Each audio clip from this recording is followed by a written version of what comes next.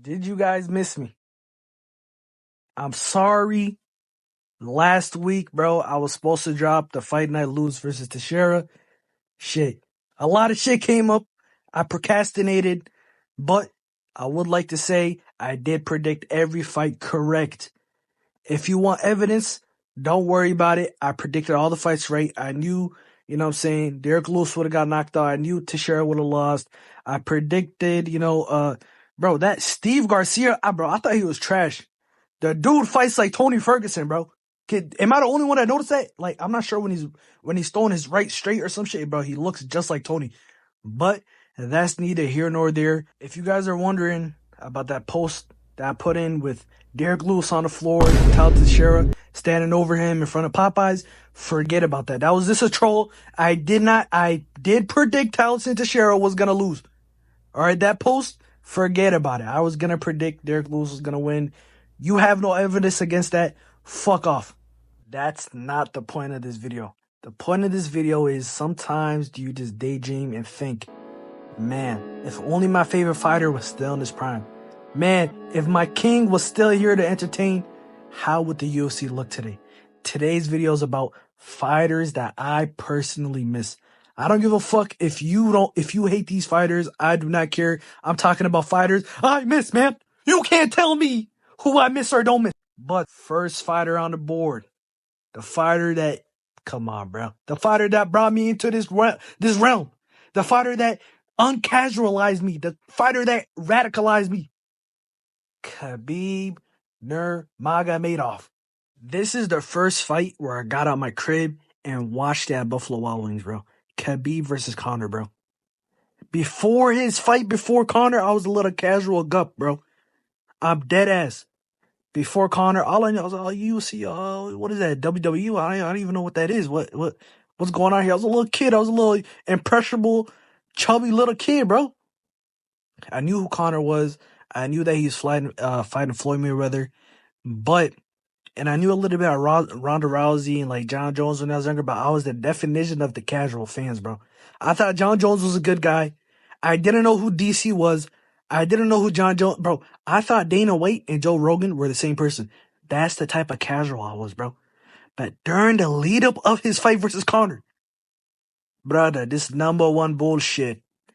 Ireland, 5 million. Russia, 100 million. I was like, oh shit! This dude's talking his shit. And during the whole lead up, I remember watching the press conference, bro. That shit was so serious looking back, bro. I was like, yo, this is dead ass Batman versus Joker right now. How can this be the most, bro? I couldn't even fathom this was real. I thought the shit was scripted. Conor was going crazy. He was throwing fucking dollies in the bus. Khabib had shards of glass, or Michael Chiesa had shards of glass all over his face. That, bro, in the embedded videos, I was watching this shit like it was a reality TV show, and it was, bro. And the reason why I put Khabib here, any other fighter would have folded under pressure, bro. As soon as Conor threw that dolly or threw that whatever it was, I don't know what the fuck, bro. That's what they call it, bro. I don't know, that little fucking shit with wheels on the bus. Any other fighter, they would have fucking sued the fuck out of him. Imagine Colby was on that bus. He would have been a billionaire, bro. And in the aftermath, what's that side channel? Where whenever Islam or Khabib have a big fight, I forgot the name. I might put it on the screen. But basically, he had a vlog channel leading up to that fight, and he also did it through the Dustin Poirier fight. But then the aftermath of the video. Send me location, anytime, anywhere, any place I want to smoke. Bro, this dude, I was like, yo, this is serious, bro. And this is when I started doing my research, bro. I started putting in work. Yo, what is lightweights? What is a lightweight? Is that like 125? Is that 155? Is that fucking 185? I didn't know the difference. I didn't know shit. And then the leading up to the fight, the Conor McGregor post-fight, and Khabib acting all cool. You know, he's being serious. Conor McGregor gave this guy some alcohol. How are you going to give a Muslim person alcohol, bro? Astaghfirullah, bro. Conor McGregor gave this guy alcohol. Khabib was like, I never drink. I don't drink, bro. I was like, yo, this dude was cold as hell, bro. I had to be a fan of him, bro. And then the whole fight, bro. This is one of the fights, bro. There's only been a handful of fights where my chest has been pounding, bro. Only, I would say, within the last 10 years, only about, I would say 10 fights, 10, 12 fights where I was actually nervous for my fighter, bro. This fight, bro, my heart was through my ass. The first round when Conor defended 20, all the fucking takedown attempts. And then I think it was round 3 or 4 or round 3, Khabib decided to, for whatever reason, stand up the whole fight. For what, bro? Conor just fought Floyd Mayweather and it was kind of competitive the early rounds. And I was like, bro, it's raps. Round 4 came along. Khabib took his ass down, choked his ass out. And everybody in the fucking Buffalo Wild Wings was fucking going crazy. And then at the end, he fucking threw his mouthpiece out. He jumped out like a flying eagle. He fucked everything up, bro. There hasn't been another fighter like Khabib because that moment has never happened again. I don't think there's gonna be a rivalry or that aftermath after a fight ever again in the UFC. The closest thing we might get to the trash talk and anything that I can imagine right now, maybe in like a couple years we get something else, but right now, the only thing is the magnitude of the fight would be Tom Aspinall versus John Jones, but then there wouldn't be really trash talk. And then if you want a big fight with trash talk, that's Paddy Pimblett versus Ilia Topuria. But Ilia Topuria barely speaks English. And nobody fucking, bro, you can't compare Khabib and Conor versus anybody else, bro. But basically, after that really made me become a fan. And, bro, we need another Khabib. Islam, he's kind of Spanish. He's like a retarded version of Khabib, bro. Khabib had that aura. Pause. I'm sorry, I had to admit it. Khabib, bro, we need you, bro. You're 35, 36. Just one fight. Give us one fight, bro. Just one. But my next fighter, you guys might have forgot about him. My GOAT, Jingliang, the Leech. Shit. One. Come on, bro. Y'all didn't know I could pull out that Chinese. 进话不会说，大家可以看到。相当就这样吧。很期待10号的比赛。不管怎么样，加油，为自己而战。 Listen, I'm about to talk about the whole fucking suit situation, which pissed me the fuck off. But I first became a fan of this guy during the Ponzinibbio, whatever his name is, Ponzinibbio, the Argentinian guy, bro, on ABC, bro. I'll never forget that fight, bro. Ponzinibbio, hey, if you guys didn't know, Ponzinibbio was a hype prospect, bro. He was on like a 6-fight win streak when he fought the Leech. I'm pretty sure the Leech was the underdog, bro. I watched that fight. I was still in my casual era. Remember, I'm only two years into the UFC. I don't really know what's going on, but I'm watching every single card, but I'm just enjoying everything, right? My guy Leech, flying Ponzinibbio, knocks his ass out, right? Boom, I became a fan of this guy. This guy, he's so expressive. He's so nice. All his interviews, he's always smiling. This dude has year-long camps, 6-7 month-long camps away from his family and kids, bro. Look at this, bro. Look at my guy. My biggest sacrifice is I cannot be with my family, my children. You excited to go back and see them? 你激动回国见他们吗？ Yeah, I miss them so much. Obviously, an emotional moment. Look at the dedication, bro. This means something to me, man. Come on, bro. You cannot hate on the Leech, bro. And this was after Hamza choked this dude out less than a round. I was just shocked, bro. I knew Hamza was a monster, but, I was still rooting for my boy Leech. I fuck with Hamza, but everyone was rooting for the Leech. The pre-fight press conference, Hamza's in his face. Watch now. What are you gonna do now? Choked his ass out in less than fucking a minute. The first exchange, bro. The first wrestling exchange. Hamza took his ass to the floor. The Leech was fighting. He didn't tap out like a pussy. He tried his hardest, bro. He went out cold. Hamza choked him out. That post-fight interview was after the Muslim Salikov fight, after the Leech knocked him out. Muslim Salikov, he's a crafty veteran. Back then, he was still a veteran. The dude was still 40 back then, but he was still cold. You know what I'm saying? So there is that. And then the fucking post-fight, or not the post-fight, the pre-fight presser, bro. Dana White, 10 years will be sacrificed from your life. Oh, what the fuck was that, bro? Sometimes I get possessed by anger. I don't know if that was the Leech. I don't know what's going on, bro. But, bro, Dana, how could you do that to my boy Leech? All he wanted to do was wear his fucking suit, and you're doing him like that, bro. This is after, bro, he's on a 1-fight win streak. Like I said earlier, that guy, 1 year, 6 months of training away from his family. All he wants to show is his, you know what I'm saying, his wife and kids on TV, his nice suit. And Dana White wants to cancel. Are you kidding me? Dana. We seen the backstage footage. It was UFC, I think, 279, when Hamza missed weight and they had to shuffle the whole card. And, bro, they fucking robbed the Leech. The Leech was supposed to get a layup. He was supposed to fight Wash Tony Ferguson, bro. He was supposed to get Wash Tony. Conspiracy theory alert. Bro, everyone prior to 279, everyone was like, hey, Tony's supposed to fight Nate. And then Hamza, it would be a better matchup if he fought a Kevin Holland, and people are already pissed off at the matchups. But somehow, Hamza, quote-unquote, missed weight. And then they switched Kevin Holland. They gave Kevin Holland to Hamza. And they gave the Leech, instead of Tony Ferguson, a Wash Tony, they gave the Leech, who the fuck did they give the Leech? Daniel Rodriguez, the whatever his name, Raw Dog, Wrong Law, what the fuck his name is, bro? The guy that looks like he's part of fucking MS-13. That dude, bro. He got robbed against him, bro. The UFC robbed him, bro. He was supposed to have a layup. But then that's besides the point. Dana White wants to hype up backstage. Hamza and Kevin Holland had a big scuffle. They were about to kill each other with knives. They almost shot each other. Actually, we had to cancel the post-fight press conference. I was like, oh, shit, understandable. My guy Leech was crying, talking about, bro, my fucking suit, bro. All I wanted to show is my wife and my kids, my suit. We seen the post-fight interaction.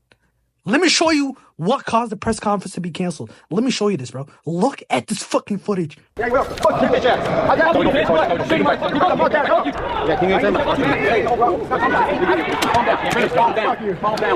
Fuck your team, bitch. USA, motherfucker.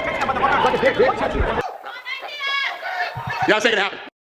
This dude, Dana White, canceled a whole press conference because Nate Diaz and Hamza Chimaev want to play touch ball at the park, bro.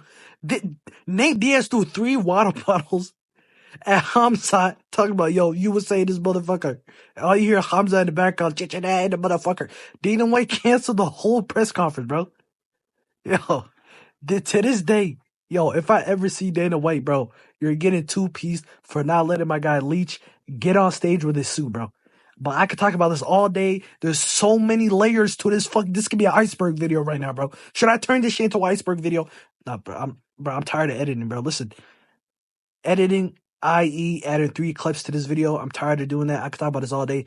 But to my next fighter, drum roll, please. Israel Adesanya. Whoa! Relax. Give me a minute to explain myself. Everything will make sense. Actually, no, it won't make sense because this is my opinion, bro. I miss Israel Adesanya, bro. I miss his prime, bro. I don't care if you're a hater or if you actually like Adesanya, but seeing him getting knocked out by Nasruddin and Mavov, that kind of took something away from us. We were upset, bro.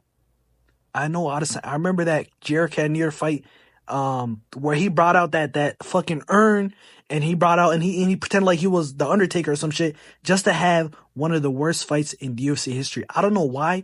That day I was already feeling tired. Adesanya came out at 50-45 Cannonier, bro. Actually, he didn't 50-45 him. I was so pissed off that I scored it for Cannonier, bro. I gave Jared Cannonier that fight, bro. That's how pissed I was after rewatching it.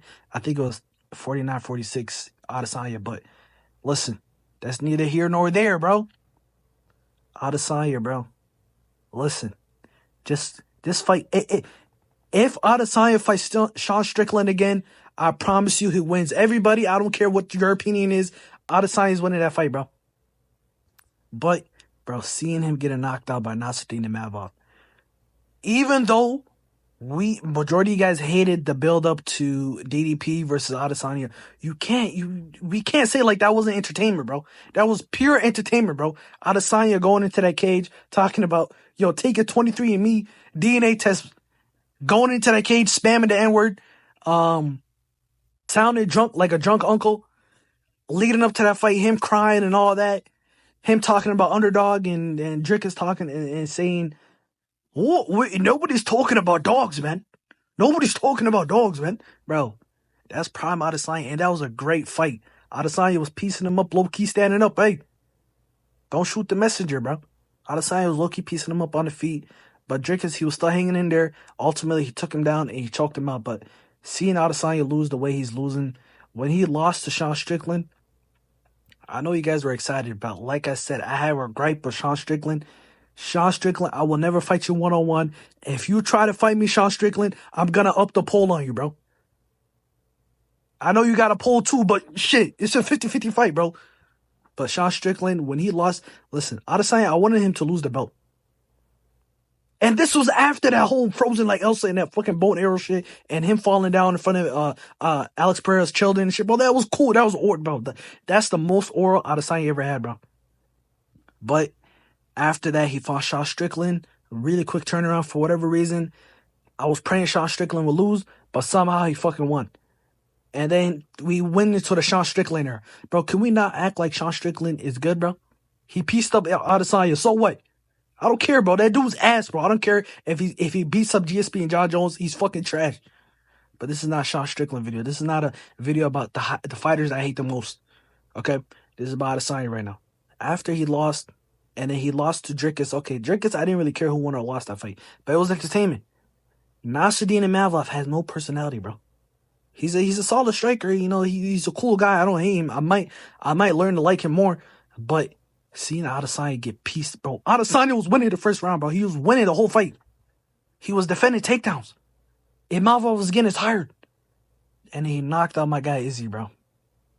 But shit, bro. Adesanya, bro. Please call out Sean Strickland. Sean Strickland, if you're not a pussy, fight Adesanya, bro. And my next fighter, Sang Chung Young. I'm not sure if I pronounced it right. I'm sorry. I was not meant to be racist. But the Korean zombie. Okay? Zombie. Where you Yo, I'm about to get copyright strike. I don't know. But Korean zombie, bro. Even though he doesn't speak. Bro, watch his YouTube channel, bro. There was a series he had on his YouTube channel where there's a bunch of Korean guys from the street. And he made them fight in a $100,000 tournament. It was like a reality TV show. They were all living together. Every other day they would have a fight, bro. And it has subs, it has translations and everything. Peak YouTube channel. The guy is like a superstar in Korea. He has like 5 million subs on YouTube. He has good content. I fuck with his content. I fuck with Korean Zombie, but bro, he doesn't have to speak English to have aura, bro. All his fights were exciting. I remember what fight? What was his? He had a fight against somebody. I forgot his name. Where he pieced him up and cooked him, bro. Hold on. Let me come back. I'm going to come back and I'm going to remember the guy's name that he pieced up. I'm not going to watch back the fight, but I'm 99% sure it was Dan Ige's trash ass. 50K Ige got turned into a spliff. He got cooked for like 3-4 rounds, but yeah, bro. Korean Zombie, bro. His intro, bro, he probably has the best, I would say top 5 walkouts in UFC history.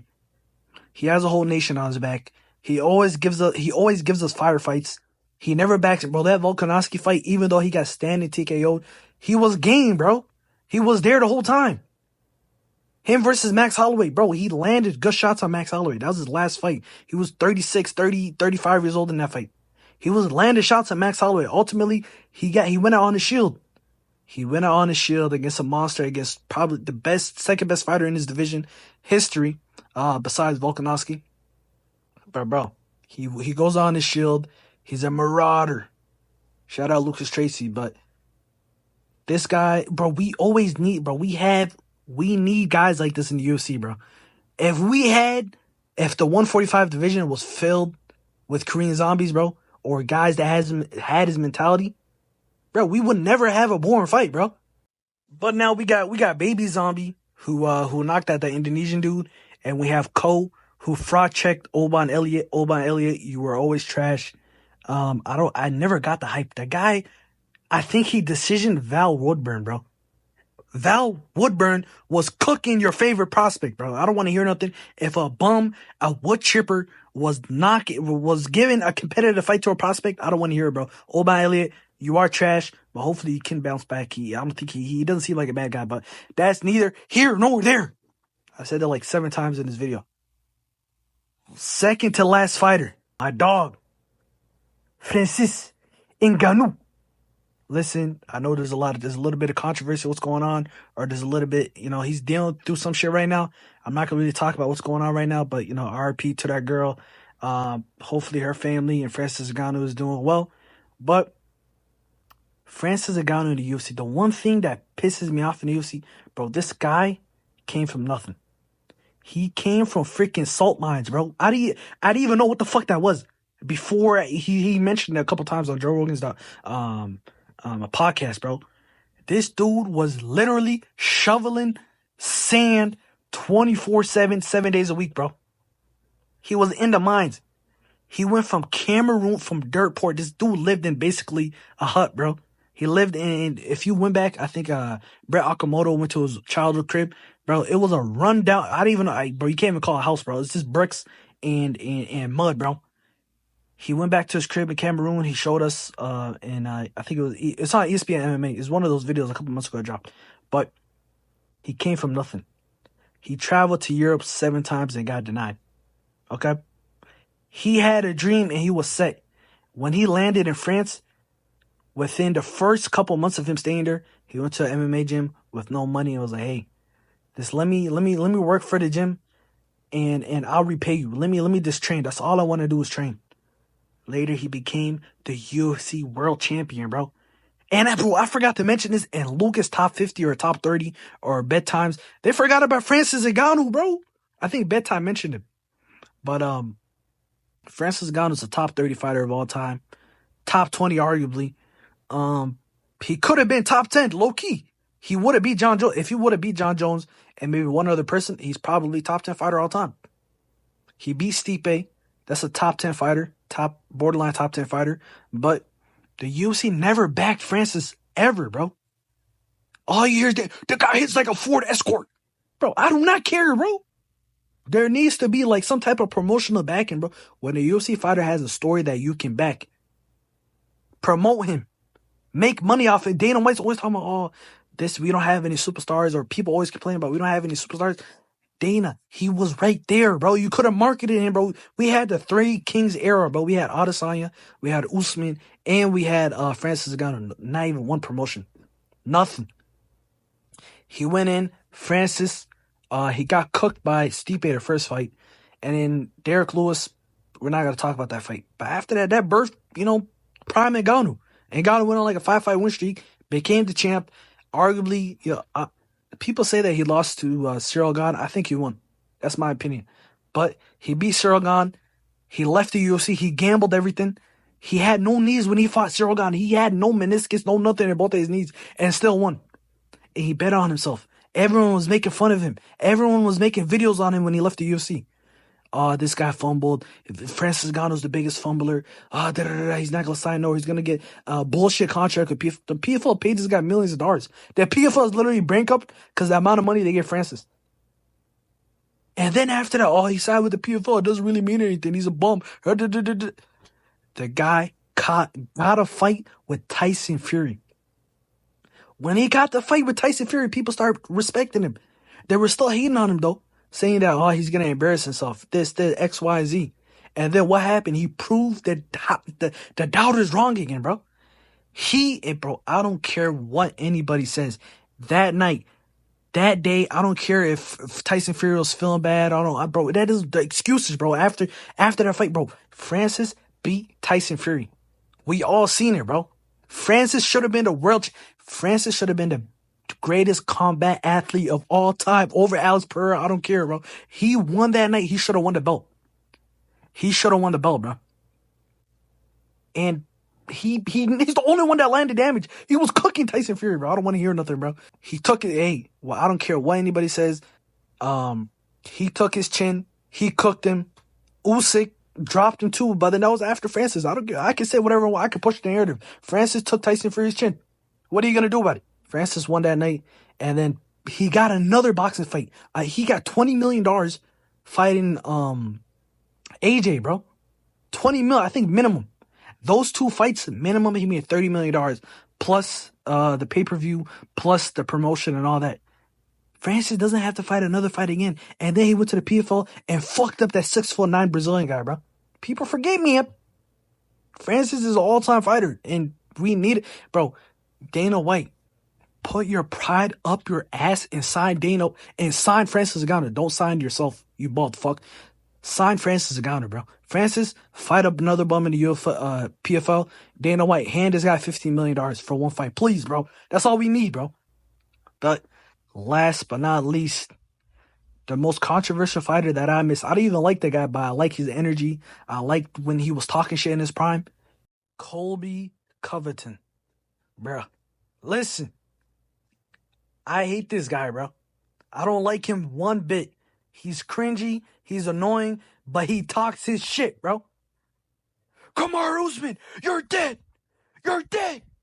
Marty Fake Newsman, you didn't break my face. face. I got right on protesting right away. That was a Look fake at me. stoppage, fake I ref, broke fake your fight. Wait till I see you face. next time. Wait till I see you next time, Marty Fake Newsman. You're dead. You're dead. Am You I? got unfinished business. Really? You better show up. Really? I'm coming for you. You said that last. Bro, I forgot how fucked up Usman's hairline was. What the fuck was that? This dude's hairline was slanting on a cliff, bro. Bro, his head looked like Mount Kilimanjaro, bro. Whatever you call it, bro. Fat forehead ass. Listen, bro, and he was a little sus in that video, but I fuck with Usman, bro. You held on to that shit a little too long. That shit just triggered me. But listen, we haven't been that hype since, bro. This is the only ultimate rage baiter. He said Jorge Masvidal's on Obama phone. He doesn't take care of his kids. The dude said, fuck you. And then Jorge Masvidal punched this dude in the back of the head in the street. And this dude sued him, bro. The UFC was begging Colby not to sue Masvidal, bro. And this dude, he still sued him. He said, yo, I had brain damage. My tooth was fucked up. I can't breathe. I can't walk. I would have done the same thing for the bag, bro. Masvidal made hella money. I would sue the fuck out of him, bro. Imagine a dude sucker punches you and tries to fight in the UFC. What? Bro, I'm getting my money, bro. Bitch better have my money. Come on, bro. Listen, Colby, he is an unk now, okay? He's an unk. He got cooked by Joaquin Buckley. And who else did he get cooked by after that? Hold up. Edit Rage Bait MMA in the chat. Listen, I came back in the middle of my recording because I went on a rant. But Colby Covington didn't lose after that. He lost to Leon and then he lost to Joaquin. But he still got cooked, bro. This guy got cooked for 2 fights. Hey, listen, he might have been injured versus Leon Edwards. Joaquin Buckley really fucked his ass up. But Prime Colby, bro, that would not happen. Bro, if Prime Colby fought Joaquin Buckley, this might be a hot take, I don't know. But we seen what Kamaru Usman did to Joaquin Buckley. Joaquin Buckley, he was a little overrated, his takedown defense. The guy, Joaquin Buckley, what a loser. Learned how to stop takedowns in round 5 at age 32 or for whatever, however old he is, bro. Prime Colby cooks him, bro. Listen, if a 38-year-old Usman is getting takedowns on you, bro, and cooking you and just lunging at you like a fucking tiger, a 33-year-old Colby Covington is cooking you, bro. I'm sorry. We missed the trash talk, bro. If after the Leon fight, they should have made him fight the cuck, bro. They should have made him fight whatever his name is, Ian Gary, bro. That fight was right there. UFC fumble, bro. Dana White. I will be there. I will be praying on your downfall financially.